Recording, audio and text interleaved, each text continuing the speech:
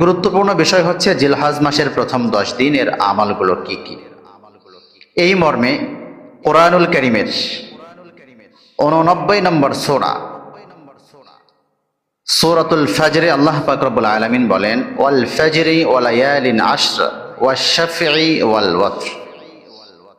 আল্লাহ পাক রব্বুল আলামিন কোরআনুল কারীমের সূরাতুল ফজরের এই যে প্রথম 3টি আয়াতে আলোচনা করেছেন, মুফাসসিরিনে কেরাম এবং সাহাবায়ে কেরামদের মধ্যে যারা কোরআনের অধিক জ্ঞান রাখতেন, মুফাসসিরিন যারা ছিলেন, তারাও বলেছেন আল্লাহ পাক রব্বুল আলামিন এই সূরাতুল ফজরের প্রথম 3 আয়াতে আলোচনা করলেন ওয়াল ফজর, ফজরের কসম, ওয়া লায়ালিন আশর এবং 10 রাতের কসম, ওয়াশ শাফঈ ওয়াল ওয়াতর এবং সেই প্রথম জিলহজের 10 দিন রাতের জোড় বেজোড়ের কসম।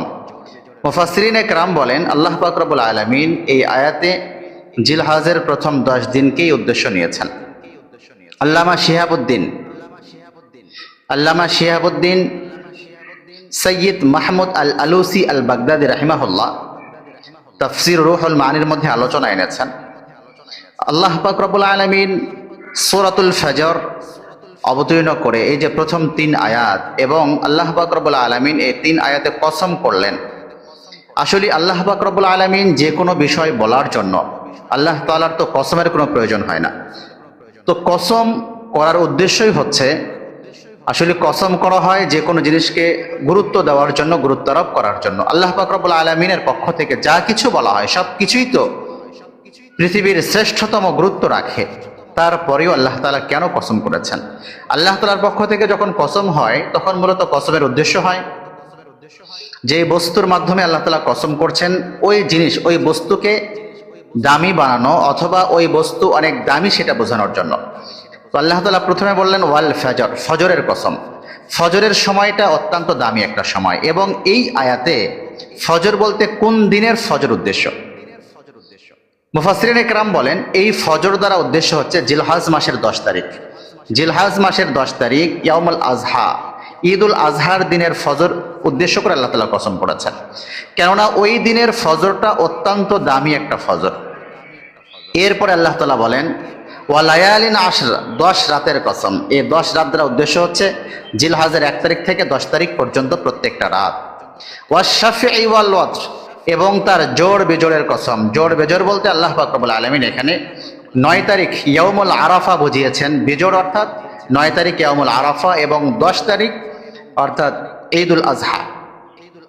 এখন এই যে ফজরের কসম করে আল্লাহ তাআলা বোঝালেন, আসলে 10 তারিখের ফজরটা এমন একটা ফজর, আপনারা জানেন আরবিতে রাত আগে আসে দিন পরে, আরবিতে রাত আগে আসে দিন পরে, কিন্তু ঈদুল আজহা অর্থাৎ 10 তারিখ জিলহজের 10 তারিখ এটা এমন একটা দিন যেই দিনের রাত নাই, অর্থাৎ শুধুমাত্র সুবে সাদিক থেকে সূর্য অস্ত যাওয়া পর্যন্ত এই 12 ঘন্টায় 10 তারিখ হয়ে গেছে।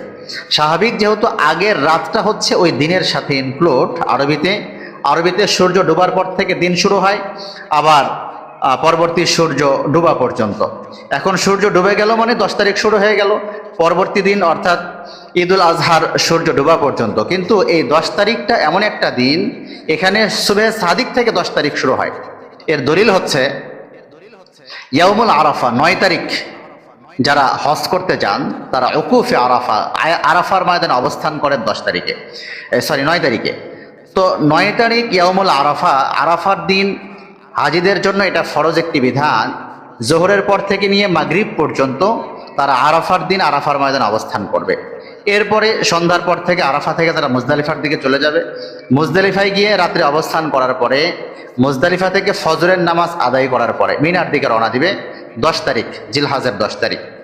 এখন এটা সর্বস্বীকৃত একটি বিষয়, যদি কেউ 9 তারিখ সন্ধ্যার মধ্যে কোনো ভিড়ের কারণে, কোনো সমস্যার কারণে আরাফার ময়দানে উপস্থিত হতে না পারে, তাহলে তার জন্য সুযোগ দেওয়া আছে 9 তারিখ দিবাগত রাত, অর্থাৎ 9 তারিখ পার হয়ে গেল, এরপরে যে রাত সন্ধ্যার পর থেকে সুবে সাদিক পর্যন্ত তাকে সুযোগ দেওয়া হয়েছে।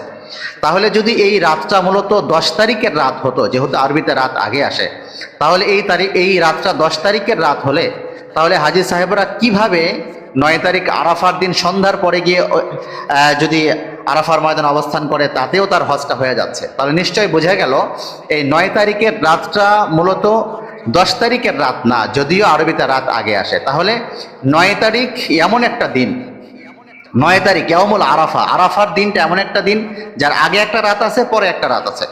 আবার 10 তারিখ ঈদুল আজহা, 10 জিলহজ, এটা এমন একটা দিন যে দিনের কোনো রাত নাই। তো আল্লাহ পাক রব্বুল আলামিন এই সুবে সাদিক ফজরের কসম করেছেন। এই ফজরটা হচ্ছে মূলত 10 জিলহজ, জিলহজের ফজর, অত্যন্ত দামি একটা ফজর। এরপরে আল্লাহ তাআলা বললেন ওয়ালায়ালিন আশর, এবং 10 রাতের কসম। এরপরে ওয়াশাফি ওয়াল ওয়াতর, জোড় এবং বেজোড়ের কসম। জোড় বলতে 10 তারিখ এবং বেজোড় বলতে 9 তারিখ ইয়াউমুল আরাফা। তাহলে সর্বোপরি জিলহজের এই প্রথম 10 দিন এর আলাদা ফজিলত, আলাদা গুরুত্বই রয়েছে। যেমন রমজান শরীফ দামি হয়েছে, রমজান মাস দামি হয়েছে যেহেতু ওই মাসে রমাদানের মতো এমন গুরুত্বপূর্ণ একটি ইবাদত রয়েছে, রোজার মতো গুরুত্বপূর্ণ ইবাদত রয়েছে, এবং পাশাপাশি লাইলাতুল কদর রয়েছে। রোজা এবং লাইলাতুল কদরের কারণেই রমজান মাস অত্যন্ত দামি হয়েছে। ঠিক এইভাবে জিলহজ মাস দামি হওয়ার মূল কারণ হচ্ছে জিলহজ মাসে হজ্জে বাইতুল্লাহর জিয়ারত, এবং এই মাসে ইয়াউমুল আরাফা 9 তারিখের মতো এমন দামি একটি রাত রয়েছে। হজের কার্যাবলী, হজের কার্যাদি রয়েছে, এবং পাশাপাশি ইয়াউমুল আরাফার মতো এমন দামি একটি দিন রয়েছে। তো এই হিসাবে আল্লাহ পাক রব্বুল আলামিন এই জিলহজের প্রথম 10 দিন রাতকেও অত্যন্ত দামি বানিয়েছেন। এতটা দামি বানিয়েছেন, যদি আমরা হাদিসের দিকে লক্ষ্য করি, তিরমিজি শরীফের বর্ণনা 762 নম্বর হাদিস, এবং আবু দাউদের বর্ণনা 2440 নম্বর হাদিস। হযরত ইবনে আব্বাস রাদিয়াল্লাহু তাআলা আনহু থেকে হাদিস বর্ণিত হয়েছে, তিনি বলেন, রাসূল বলেছেন, মা মিন আইয়ামিল আল আমালুস সালিহু ফীহিন্না আহাব্বু ইলাল্লাহি মিন হাযিহিল আইয়ামিল আশর। ক্বালু ইয়া রাসূলাল্লাহ ওয়ালাল জিহাদু ফী সাবিলিল্লাহ? ক্বালা ওয়ালাল জিহাদু ফী সাবিলিল্লাহি ইল্লা রাজুলুন খারাজা বিনাফসিহি ওয়া মালিহি ফালাম ইয়ারজি' মিন যালিকা বিশাইইন। হযরত ইবনে আব্বাস রাদিয়াল্লাহু তাআলা আনহু বলেন, রাসূল বলেছেন, মা মিন আইয়ামিন আল আমালুস সালিহু ফীহিন্না আহাব্বু ইলাল্লাহি মিন হাযিহিল আইয়ামিল আশর। আল্লাহ পাক রব্বুল আলামিনের কাছে জিলহজের প্রথম 10 দিনের আমল অপেক্ষা এর চাইতে দামি কোনো আমল আল্লাহ তাআলার কাছে আর নাই। তার মানে জিলহজের প্রথম 10 দিন রাতের আমল আল্লাহ তাআলার কাছে অধিক বেশি পছন্দনীয়। সাহাবায়ে কেরাম জিজ্ঞাসা করলেন, ইয়া রাসূলুল্লাহ ওয়ালাল জিহাদু ফী সাবিলিল্লাহ? জিহাদের চাইতেও কি অনেক বেশি দামি এই জিলহজের প্রথম 10 দিন রাতের আমল? রাসূল বলেছেন, হ্যাঁ, জিহাদের আমলের চাইতেও অনেক দামি জিলহজের এই প্রথম 10 দিন রাতের আমল। তবে হ্যাঁ, যদি কোনো মুজাহিদ এমন হয় সে জিহাদের ময়দানে গেছে, জান মাল নিয়ে গেছে, যাওয়ার পরে সেখানে সে শহীদ হয়ে গেছে, তাহলে এই শহীদের হিসাবটা ভিন্ন, তার মর্যাদা অনেক বেশি। কিন্তু যদি কেউ গাজী হয়ে ফিরে আসে, ওই গাজীর আমলের চাইতে আল্লাহ পাক রব্বুল আলামিনের কাছে জিলহজের প্রথম 10 দিনের আমল অনেক বেশি পছন্দনীয় এবং প্রিয়। এবং একই মর্মে যদি আমরা আরো একটা হাদিস দেখি, হযরতে আবু হুরায়রা রাদিয়াল্লাহু তাআলা থেকে হাদিস বর্ণিত হয়েছে, তিরমিজি এবং বুখারী শরীফে হাদিসটি এসেছে, আবু দাউদেও এসেছে, তিরমিজি 6763 নম্বর হাদিস।